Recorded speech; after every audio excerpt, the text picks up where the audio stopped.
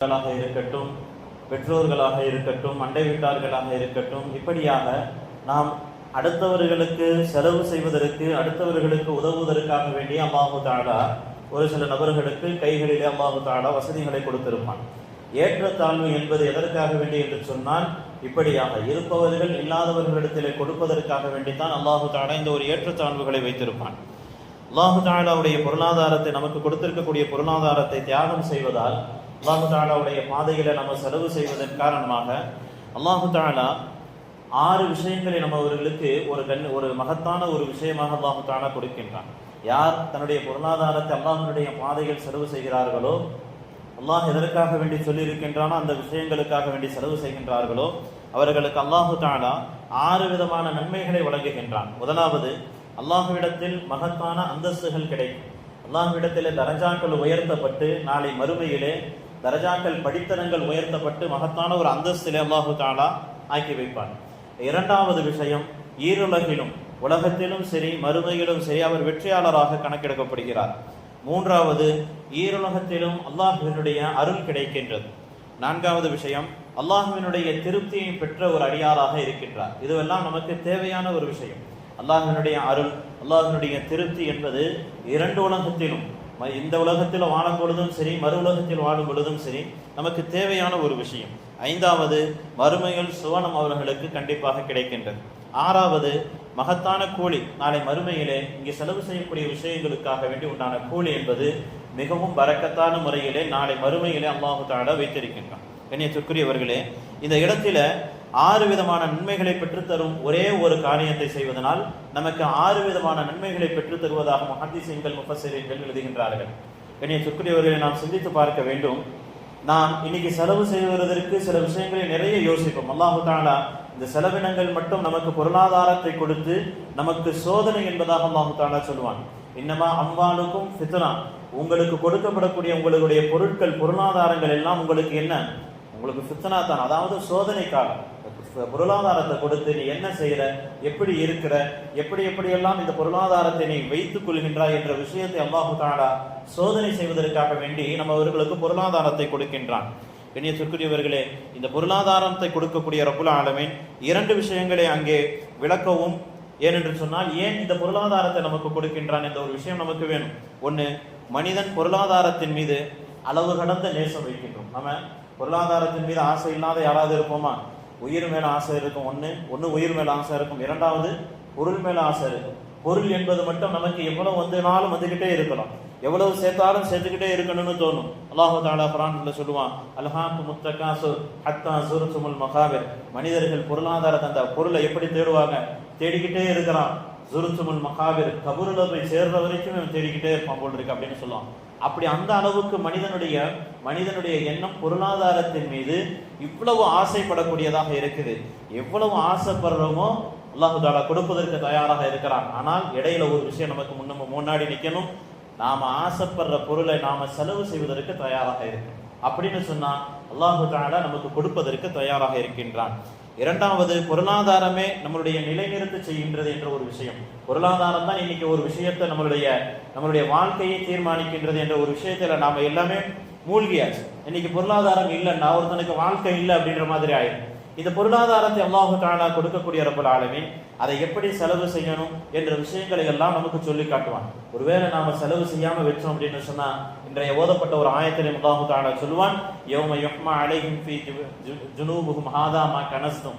நாளை மறுமை நாளில அல்லாஹு தஆலா நாம சேர்த்து வச்சிருக்க பொருளாதாரத்தை, தங்க நகைகள் எல்லாம் வச்சுக்கிட்டே உட்கார்ந்து இருக்கிறோம் இல்ல, இந்த நகைகளை கொண்டு அல்லாஹு தஆலா நாளைக்கு சொல்லுவான், ஹாதா மா கனஸ்தும், இதுதான் நீ சேர்த்து வச்சுக்கிட்டது, இதுதான் நீ சேர்த்து வச்சுக்கிட்டது அப்படின்னு சொல்லி நம்மளுடைய நகைகள், நம்மளுடைய பொருளாதாரங்கள், நம்மளுடைய கன்சுகள், அந்த பொக்கிஷமாக பொக்தி வைக்கிறோமல்ல, நாளைக்கு அல்லாஹு தஆலா கொடுப்பான். அது எப்படிப்பட்டதாக இருக்கும் என்று சொன்னால், நம்மளுடைய கழுத்துகளிலே பெரும் பெரும் சங்கிலிகளாக, நரகத்தினுடைய நெருப்பிலான சங்கிலிகளாக நம்மளுடைய கழுத்திலே பிணைக்கப்பட்டிருக்கும். அல்லாஹு தஆலா தூக்கி கொடுப்பான். ஆதாம கனஸ்தும் யன்ஃபுசிக்கும், இந்த உனக்காக சேர்த்து வச்சுக்கிட்டுல உலகத்துல இந்த தூக்கிக்க அப்படின்னு சொல்லி அல்லாஹு தஆலா தூக்கி கொடுப்பான். யன்ஃபுசிக்கும் ஃபஸூகு மா குன்தும் தகனிஸூன், இதுதான் நீ சேர்த்து வச்ச பொருள், இந்த வச்சுக்க அப்படின்னு சொல்லி அல்லாஹ் கொடுக்கும் பொழுது நாம என்ன செய்வோம்? நம்மளால என்ன செய்ய முடியும்? சஹாபாக்களும் நாயகம் ரசூலுல்லாஹி ஸல்லல்லாஹு அலைஹி வஸல்லம் அவர்களும் சொல்லி காட்டிய வழிப்படி சஹாபாக்கள் வாழ்ந்ததனுடைய ஒரு பெரிய ஒரு விளைவு, நம்ம மேலே சொன்னோம்ல இந்த 6 நன்மைகள், அதையெல்லாம் அவர்கள் வாழும் காலங்களிலேயே அவர்களுக்கு தெளிவாக கிடைத்திருக்கும். உதாரணத்துக்கு 2 பேர்கள், 2 நபர்கள் தான் பெரும் உதாரணம். ஒன்று அன்னை ஹதீஜா ரலியல்லாஹு தஆலா அன்ஹா. ஹஜ்ரத் ஸல்லல்லாஹு அலைஹி வஸல்லம் அவர்கள் 25 வயதில் இருக்கும் பொழுது 40 வயது ஒரு பெண்மணியாக, ஒரு சாதாரண பெண்மணி கிடையாது, அந்த மக்கமா நகரத்திலேயே வியாபார சீமாட்டி என்று சொல்லும் அளவிற்கு பெரும் வியாபாரி. அவர்களுடைய வியாபாரம் சுற்றி இருக்கக்கூடிய அத்தனை நாடுகளிலும் நடைபெறும், அப்படிப்பட்ட வியாபாரம். அதனால தானே ஸல்லல்லாஹு அலைஹி வஸல்லம் அவர்களை ஷாம் தேசத்திற்கு கூட ஹஜ்ரத் ஹதீஜா ரலியல்லாஹு தஆலா அன்ஹா முதல்ல ஷாம் தேசத்திற்கு ஸல்லல்லாஹு அலைஹி வஸல்லம் அவர்களை தங்களுடைய வியாபாரத்தினுடைய ஒரு ஆளாகத்தான் அனுப்பினாங்க. அந்த அளவுக்கு ஹஜ்ரத் ஹதீஜா ரலியல்லாஹு தஆலா அன்ஹா அவர்கள் பெரும் வியாபாரியாக இருந்தவர்கள். இப்படிப்பட்ட வியாபாரி அவர்கள் இருக்கும் பொழுது தொழுகை கடமை இல்லை. அவர்கள் தொழுதாங்களா? தொழுகல. அவர்கள் நோன்பு வச்சாங்களா? நோன்பு வைக்கல. தொழுகையும் கடமையாக்கப்படல, நோன்பும் கடமையாக்கப்படல. ஆனால் ஸல்லல்லாஹு அலைஹி வஸல்லம் அவர்கள் உட்கார்ந்து இருக்கும் பொழுது அன்னை ஹதீஜா ரலியல்லாஹு தஆலா அன்ஹா அவர்கள் வருவார். எப்படிப்பட்டவர்கள்? வியாபார சீமாட்டி, வியாபாரத்திலே பெரும் திளைத்தவர்கள், நாடாக வியாபாரம் செய்த அந்த பெண்மணி எப்படி வராங்க அப்படின்னு சொன்னா, தன்னுடைய கணவருக்கு கூடையில ஒரு பையில உணவை எடுத்துக்கொண்டு நடமாடி கொண்டு வருகின்றார்கள் ஸல்லல்லாஹு அலைஹி வஸல்லம் அவர்கள் இருக்கும் இடத்திற்கு. ஹஜ்ரத் ஜிப்ரீல் அலைஹிஸ்ஸலாம் வேகமா வந்து சொல்றாங்க, யா ரசூலல்லாஹ், அதோ வராங்க பாருங்க. யாரு? ஹதீஜா ரலியல்லாஹு தஆலா அன்ஹா அவர்கள், உங்களுடைய மனைவி வராங்கல்ல, அவர்களுக்கு என்னுடைய சலாத்தையும் உங்களுடைய இறைவனுடைய சலாத்தையும் எடுத்து வையுங்கள். அல்லாஹ் தஆலா அவர்களுக்கு சுவனத்தை கொண்டு சுப செய்தி சொல்லியிருக்கின்றான். யாருக்கு? அவர்கள் தொழுதது கிடையாது, நோன்பு வச்சது கிடையாது, எந்த விதமான அமல்களும் இல்லை. அவர்களுக்கு அல்லாஹ் தஆலா இப்படி ஒரு சோபனத்தை சொல்லுகின்றான் என்று சொன்னால், அவர்கள் அவ்வளவு பெரிய செல்வ சீமாட்டியாக இருந்த ஒரு பெண்மணி மறுமை நாள் அவர்கள் மௌத்தினுடைய நேரம் எப்படி ஆகின்றது என்ற வரலாறுகளை எடுத்து பார்த்தோம் என்று சொன்னால், ஸல்லல்லாஹு அலைஹி வஸல்லம் மதீனா நகரத்தில் மஸ்ஜிது நபவியில தொழுது விட்டு வெளியே வரக்கூடிய நேரத்தில் தங்களுடைய போர்வையை எடுத்து போர்த்துவார்கள். ஹஜ்ரத் ஹதீஜா ரலியல்லாஹு தஆலா அன்ஹா அவரிடத்துல இருந்தது ஒரே ஒரு போர்வை. ஒரு பெரும் செல்வ சீமாட்டி இடத்திலே இருந்தது ஒரே ஒரு போர்வை. அந்த போர்வையை எடுத்து போர்த்தினால் காலுக்கு பத்தாது. ஸல்லல்லாஹு அலைஹி வஸல்லம் அவர்கள் உள்ளே வரும் பொழுது எங்கே தங்கள் கால் வெளியே தெரிந்து விடுமோ என்ற எண்ணத்தில் ஸல்லல்லாஹு அலைஹி வஸல்லம் அவர்களுக்கு முன்னால் அவர்கள் கூனி குறுகி நிற்பார்கள். அப்படியே அந்த போர்வையை இழுத்து மூடுவாங்க. மேல இருக்கக்கூடிய அந்த முகம் தெரியும். முகம் சாதாரணமா தெரியுது அப்படின்னு சொன்னா, உடல் குளிரில் நடுங்கி கொண்டு இருக்கும், ஜுரத்தில் அப்படியே நடுங்கும். அவ்வளவு குளிர், மௌத்தினுடைய அந்த சக்கராத்தினுடைய நேரம் ஸல்லல்லாஹு அலைஹி வஸல்லம் அவர்கள் எதிர்பார்ப்பாங்க. இங்க எவ்வளவு பெரிய சீமாட்டி. இன்னைக்கு அப்படியெல்லாம் ஒரு ஆளு செலவழிச்சு மௌத்தானா என்ன சொல்லுவோம்? வாழும்போது கண்ணா பின்னான்னு தூக்கி கொடுத்து வாழ்னான், சாவர நிலையில ஒண்ணுமே இல்லாம போறான் அப்படின்னு நினைப்போம். ஆனால் ஸல்லல்லாஹு அலைஹி வஸல்லம் அவர்கள் தங்களுடைய கணவர் இந்த இஸ்லாத்தை எத்தி வைக்கின்றார் என்ற ஒரே ஒரு விஷயத்திற்காக, இந்த தீனிற்காக வேண்டி, இஸ்லாத்திற்காக வேண்டி தங்களுடைய அனைத்து பொருளாதாரத்தையும் தூக்கி கொடுத்தாங்க. ஸல்லல்லாஹு அலைஹி வஸல்லம் அவர்களை நாடு கடத்தினாங்க. முஷ்ரிக்கீன்கள், காஃபிர்கள், மக்கத்து காஃபிர்கள் எல்லாம் ஸல்லல்லாஹு அலைஹி வஸல்லம் அவர்களை கொலை செய்யணும்னு கூட நாடினாங்க. எல்லா நேரத்திலும் ஹஜ்ரத் ஸல்லல்லாஹு அலைஹி வஸல்லம் அவர்களுக்கு பக்க துணையாக இருந்தது அவர்களுடைய மனைவி ஹஜ்ரத் ஹதீஜா ரலியல்லாஹு தஆலா அன்ஹா அவர்கள். ஆரம்ப காலத்தில் இஸ்லாத்தை எத்தி வைக்கக்கூடிய ஒரு விஷயம் என்பது சாதாரண ஒரு விஷயம் கிடையாது. பொருளாதாரம் என்பது மிகவும் முக்கியம். ஏன்னு சொன்னா, ஒவ்வொரு இடங்களுக்கும் போகணும். யாருமே ஸல்லல்லாஹு அலைஹி வஸல்லம் அவர்களை கண்டுக்க மாட்டாங்களே. யாராவது அவர்களுக்கு உணவு கொடுப்பாங்களா? உணவு கொடுக்க மாட்டாங்களே. யாராவது ஸல்லல்லாஹு அலைஹி வஸல்லம் அவர்களை மதிப்பாங்களா? இல்லையே. ஆனாலும் ஸல்லல்லாஹு அலைஹி வஸல்லம் அவர்கள் இந்த இஸ்லாத்தை அந்த அளவுக்கு எத்தி வைத்தார்கள் என்று சொன்னால், ஹதீஜா ரலியல்லாஹு தஆலா அவர்களுடைய அந்த முழு பொருளாதாரம், அவர்கள் செய்த வியாபாரத்தினுடைய அனைத்து பொருளாதாரத்தையும் ஷரியத்திற்காக, தீனுக்காக, இஸ்லாத்திற்காக, தங்களுடைய கணவர் இஸ்லாத்தை எடுத்து வைக்கின்றார் என்ற ஒரே ஒரு நோக்கத்திற்காக ஹதீஜா ரலியல்லாஹு தஆலா அனைத்து பொருளாதாரத்தையும் செலவு செய்தார்கள். அல்லாஹு தஆலா சலாம் சொல்லி அனுப்பினார். சலாம் சொல்வது மட்டுமல்லாமல் சுபசோபனம் சொன்னான். அவர்களுக்கு நாளை சுவனம் இருக்கின்றது என்ற நன்மாராயம் கூறிவிட்டு வாருங்கள் என்பதாக ஜிப்ரீல் அலைஹிஸ்ஸலாம் அவர்களை அல்லாஹு தஆலா அனுப்பி வைத்தான். கண்ணியத்துக்குரியவர்களே, ஸல்லல்லாஹு அலைஹி வஸல்லம் அவர்கள் ஹஸரத் ஹதீஜா ரலியல்லாஹு அன்ஹா அவர்களுக்கு பிறகு இஸ்லாத்திற்கு பெரும் பக்கபலமாக இருந்தவர்கள் ஹஸரத் அபூபக்கர் ரலியல்லாஹு தஆலா அன்ஹு அவர்கள். எல்லாத்துக்கும் தெரியும் ஹஸரத் அபூபக்கர் ரலியல்லாஹு தஆலா அன்ஹு அவர்கள் எவ்வளவு செலவு செய்தார்கள் என்பதாக. ஸல்லல்லாஹு அலைஹி வஸல்லம் அவர்கள் போருக்காக வேண்டி உங்களிடத்தில் இருக்கக்கூடிய பொருட்களை கொண்டு வாருங்கள். ஹஸரத் உமர் ரலியல்லாஹு தஆலா அன்ஹு அவர்கள் ஓடுவாங்க, இன்னைக்காவது அபூபக்கரை நாம முந்திரணும், நன்மைகளில இன்னைக்காவது நாம அபூபக்கரை முந்திரணும் என்று வீட்டில் இருக்கக்கூடிய பொருட்களில பாதியை கொண்டு வந்து ஸல்லல்லாஹு அலைஹி வஸல்லம் அவரிடத்துல கொட்டுவாங்க. யா ரசூலல்லாஹ் ஸல்லல்லாஹு அலைஹி வஸல்லம் கேட்பாங்க, உமரே வீட்டில் என்னத்தை வச்சுட்டு வந்திருக்கிறீங்க, உங்களுடைய குடும்பத்தினர்களுக்கு என்னத்தை வச்சுட்டு இருந்திருக்கீங்க? யா ரசூலல்லாஹ் நான் பாதி பொருளை வீட்டில் வச்சுட்டு வந்திருக்கிறேன். அபூபக்கர் ரலியல்லாஹு தஆலா அவர்கள் வருவாங்க, பொருளுக்களை தூக்கி போடுவாங்க. ஸல்லல்லாஹு அலைஹி வஸல்லம் கேட்பாங்க, அபூபக்கரே வீட்டில் என்னத்தை வச்சுட்டு வந்திருக்கிறீங்க, உங்களுடைய குடும்பத்தினர்களுக்கு என்ன வச்சிருக்கிறீங்க? யா அல்லாஹ், அல்லாஹ்வையும் உங்களையும் அங்கே வச்சிருக்கேன், அல்லாஹ்வையும் ரசூலையும் அங்கே வச்சிருக்கிறேன், எனக்கு அது போதும் யா ரசூலல்லாஹ் அப்படின்னு சொல்லும் பொழுது உமர் ரலியல்லாஹு தஆலா அவர்கள் கத்துவாங்க, அபூபக்கரே நன்மையில ஒரு நேரத்துல கூட உங்களை நாங்க முந்திர முடியாதா? ஒரு நேரத்துல கூட உங்களை முந்திர முடியாதா? எங்கேயுமே உங்களை முந்த விட மாட்டேங்கிறீங்களே அப்படின்னு சொல்லி ஹஸரத் அபூபக்கர் ரலியல்லாஹு அன்ஹு இடத்துல கேட்பாங்க. அந்த அளவுக்கு தங்களுடைய பொருளாதாரத்தை முழுக்க அவர்கள் கொடுப்பார்கள். ஹஸரத் ரசூலுல்லாஹி ஸல்லல்லாஹு அலைஹி வஸல்லம் அவர்கள் இஸ்லாத்தை தெரிவிக்கக்கூடிய நேரத்தில் ஹஸரத் பிலால் ரலியல்லாஹு தஆலா அன்ஹு அவர்கள் எந்த அளவுக்கு கஷ்டப்பட்டு கொண்டிருப்பார்கள். அல்லாஹு அஹத், அல்லாஹு அஹத் என்ற ஒரே வார்த்தையின் காரணமாக, ஒரு வார்த்தையின் காரணமாக அவர்கள் அவ்வளவு துன்புறுத்தப்பட்டார்கள். ஒரு கருப்பு நிற அடிமை ஸல்லல்லாஹு அலைஹி வஸல்லம் சொல்லுவாங்க ஹஸரத் அபூபக்கர்ட்ட, அபூபக்கரே நம்மகிட்ட பணம் காசு மட்டும் இருந்துச்சுன்னு சொன்னா நாங்க இவ்வளவு கஷ்டப்படுத்துறாங்களே இந்த பிலால, போய் காசு கொடுத்து வாங்கிட்டு வந்துடலாமே. ஸல்லல்லாஹு அலைஹி வஸல்லம் ஒரு வார்த்தை சொல்லுவாங்க, அவ்வளவுதான். ஹஸரத் அபூபக்கர் ரலியல்லாஹு தஆலா அன்ஹு அவர்கள் போவாங்க. ஹஸரத் பிலால் ரலியல்லாஹு தஆலா அன்ஹு அவர்கள் இடத்துல, அவர்கள் இருக்கக்கூடிய அந்த இடத்திற்கு போவாங்க. அவன் இடத்துல போவாங்க, அந்த முஸ்லிமின் இடத்துல போய், ஏன்பா இவ்வளவு கொடுமைப்படுத்துற, அவரை சாவடிக்கணும்னு நினைக்கிறேன், ஏன் இவ்வளவு கொடுமைப்படுத்துற, வேணும்னா சொல்லு, என்ன விலைன்னு சொல்லு, நான் வாங்கிக்கிறேன், என்ன விலைன்னு சொல்லு, நான் அவரை வாங்கிக்கிறேன், நான் கூட்டு போய்க்கிறேன் அப்படின்னு சொல்றாங்க. அந்த நேரத்தில் கருப்பு அடிமை என்பது ரொம்பவும் கீழ்த்தரமாக பார்க்கப்பட்ட ஒரு நபர் ஹஸரத் பிலால் ரலியல்லாஹு அன்ஹு அவர்கள். அந்த முஷ்ரிக் பார்ப்பாரு, ஹஸரத் அபூபக்கர் மேலையும் கீழையும் பார்த்துட்டு ஒரு தொகை சொல்லுவார். ஒரு தொகையை சொல்லி, இந்த தொகையை சொல்றேன் அப்படின்னு சொன்ன உடனே எந்த விதமான பேரமும் பேச மாட்டாங்க, இவ்வளவுதானே இந்தா வச்சுக்க அப்படின்னு சொல்லி பணத்தை தூக்கி கொடுத்துட்டு நேரா உள்ள போய் ஹஸரத் பிலால் ரலியல்லாஹு தஆலா அன்ஹு அவர்கள் ரத்தமும் சதையுமாக கிடப்பாங்க. அப்படியே தூக்கி போட்டுக்கிட்டு மேலே தூக்கி போட்டுக்கிட்டு வருவாங்க.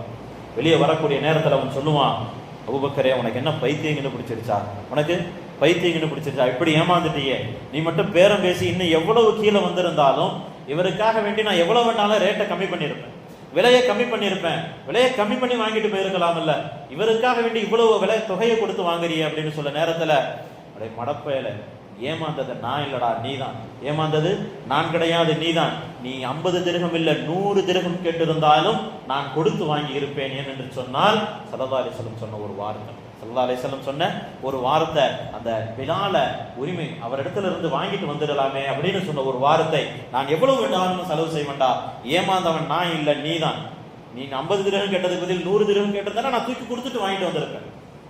கண்ணியத்திற்குரியவர்களை சொல்லப்படுகின்றது அவர்களுடைய வரலாறில ஹஸரத் அபூபக்கர் ரலியல்லாஹு தஆலா அன்ஹு அவர்கள் இஸ்லாத்திற்கு வரும் பொழுது அவர்களிடத்துல 5000 திரகம் இருந்துச்சு. அந்த நேரத்தில் 5000 திரகம் என்பது பெரும் பணக்காரர். 5000 திரகம் இருந்தது. ஹிஜ்ரத் செய்யும் பொழுது ஸல்லல்லாஹு அலைஹி வஸல்லம் அவரிடத்துல இருந்து மக்காவிலிருந்து மதீனாவுக்கு போய் ஹஸரத் அபூபக்கர் ரலியல்லாஹு அன்ஹு அவரிடத்துல இருந்த வெறும் சொத்து 450 திரகம்.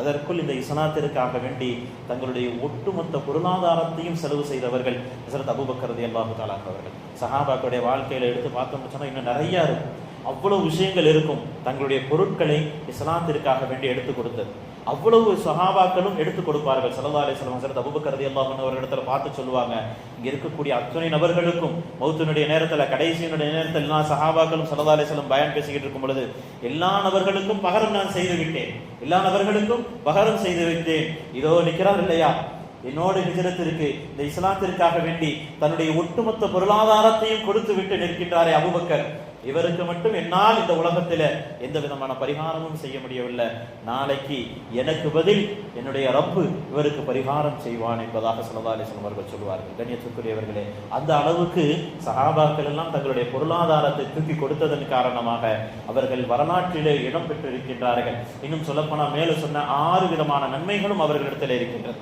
கண்ணியத்துக்குரியவர்களே, நோன்பினுடைய காலம், ஜகாத்துகள் சதகாக்கள் அதிகம் கொடுக்கக்கூடிய ஒரு காலம். ஜகாத்தை கணக்கிடும் பொழுது தயவு செய்து சீரான முறையில் என்ன விஷயங்கள் நம்மிடத்தில் இருக்கின்றதோ அதற்கு சரியான பங்கெடுத்து அதற்கு ஜகாத்தை கொடுக்க வேண்டும். இயலாதவர்களுக்கு கொடுங்கள், நம்முடைய குடும்பத்தினர்களுக்கு கொடுங்கள், உடன் பிறந்தவர்களுக்கு கொடுங்கள், எங்கெங்கெல்லாம் கஷ்டப்பட்டு கொண்டிருக்கின்றார்களோ அவர்களுக்கு கொடுங்கள், எங்கெங்கெல்லாம் துயரப்பட்டு தங்களுடைய வாழ்க்கையில பொருளாதாரத்திலே இயலாத நிலையில் இருக்கின்றார்களோ அவர்களுக்கு கொடுத்து உதவுங்கள். போய் ஒரே ஆளுக்கு கொடுத்து ஒரே ஆளுக்கு பிரிச்சு கொடுத்து, அதே மாதிரி ஒரு 10,000 இருக்குது அப்படின்னு சொன்னா அந்த 10,000 யாருக்காவது தேவைப்படுதுன்னா அதை அப்படியே கொண்டு போய் ஒரு ஆளுக்கு கொடுத்து ஒரு குடும்பத்தினுடைய தேவையை நிறைவேற்றுங்க. அதை 10 பிரிச்சு 10 பேருக்கு நான் பங்கு போடுறேன், நான் பெரிய இடத்துல கொண்டு போய் 10 பேருக்கு பங்கு போடுறேன், 10 பேர் சந்தோஷப்படட்டும் நினைக்க வேண்டாம். அந்த 10,000 ஒரு குடும்பத்திற்கு தேவை என்று சொன்னால் அந்த குடும்பத்துல கொண்டு போய் மொத்தமா கொடுங்க. அந்த குடும்பம் சந்தோஷப்படும். அந்த குடும்பத்துல கஷ்டம் இருக்குதா, கடன் இருக்குதா, அந்த கடனை அடைக்க உதவுங்கள். அந்த கடனை அடைக்க உதவுங்கள். நல்லா தெரியும் நம்மளுடைய குடும்பத்துல ஒருத்தன் கடன் பட்டு இருக்கிறான், நமக்கு நல்லா தெரியும். கொண்டு போய் பக்கத்து ஊர்ல போய் 10 பேரை கூட்டி வச்சுட்டு நான் ஜக்காத்து பங்குறேன். இதெல்லாம் அவருக்கு எந்த விதமான தேவையும் கிடையாது.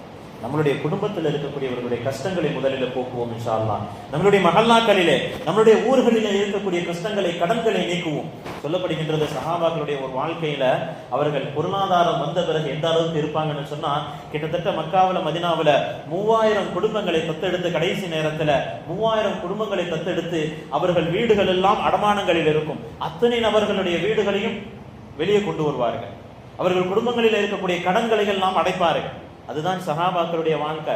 அதனால தான் ரலியல்லாஹு அன்ஹும் வரதுவான், அல்லாஹும் அவர்களை பொருந்தி கொண்டான், அவர்கள் அல்லாஹ்வை பொருந்தி கொண்டார்கள். கண்ணியத்திற்குரியவர்களே, நாமும் அல்லாஹ்வால் பொருந்தி கொள்ளப்பட்ட அல்லாஹ்வுடைய பொருத்தத்தை பெற்ற அடியார்களாக ஆக வேண்டும் என்று சொன்னால் அல்லாஹு தஆலா நமக்கு கொடுக்கப்பட்ட விஷயங்களிலிருந்து நாம் செலவு செய்வதற்கு தயாராக இருக்க வேண்டும். ஜகாத்துடைய விஷயங்களை தெளிவாக தெரிந்து கொண்டு அதனுடைய விஷயங்களை செலவு செய்வோம். சதகாவுல கொண்டு போய் ஜகாத்தை கலந்துட வேண்டும். இந்த வேலை வராங்க, மிஸ்கின்கள் வராங்க, யாருக்காவது கொண்டு போய் 100 ரூபா 50 ரூபா கொடுக்குறோம். இதெல்லாம் நான் இன்னைக்கு 50 ரூபா கொடுத்தேன், 50 ரூபா கணக்கு வச்சுட்டு ஜகாத்துல கொண்டு போய் கணக்கு வைக்காதீங்க. ஜகாத்து வேற, சதகா வேற. நல்லா தெரிஞ்சுக்கிட்டு ஒவ்வொரு விஷயத்துகளையும் இன்ஷா அல்லாஹ் நம்மள இருக்கக்கூடிய பொருளாதாரத்தை எடுத்து வெளியே கொண்டு போய் பாதி ஆக்கிறது கிடையாது. அதில் இருக்கக்கூடிய பொருளாதாரத்தை இன்னும் அதிகப்படுத்துவது, ஜகாத்து கொடுப்பது என்பது இன்னும் அதிகப்படுத்துவது. அனுபவம் இருந்தால் உங்களுக்கு தெரியும். ஜகாத்தை கொடுப்பதனால் நம்மளுடைய பொருளாதாரம் எவ்வளவு மேம்படுகின்றது என்றது அனுபவப்பட்டால் மட்டும்தான் அது புரியும். கண்ணியத்திற்குரியவர்களே, வல்ல ரஹ்மான் நம் அனைவர்களுக்கும் நல்ல ஒரு புரிவானாக. நமக்கு கொடுக்கப்பட்ட பொருளாதாரங்கள் இருந்து சரியான முறையில் செலவு செய்வதற்குண்டான பாக்கியத்தை கொடுப்பானாக. நாமளும் ஜகாத்து கொடுக்கக்கூடிய அளவிற்கு நம்மளுடைய பொருளாதாரத்தை அல்லாஹ் தஆலா பரக்கத் செய்வானாக. யார் யாரெல்லாம் ஜகாத்து கொடுக்க இருக்கின்றோமோ அவருடைய ஜகாத்துகளையும் சதகாக்களையும் அல்லாஹ் தஆலா முழுமையாக கபூல் செய்வானாக. அஸ்ஸலாமு அலைக்கும் வரஹ்மத்துல்லாஹி வபரகாத்துஹு.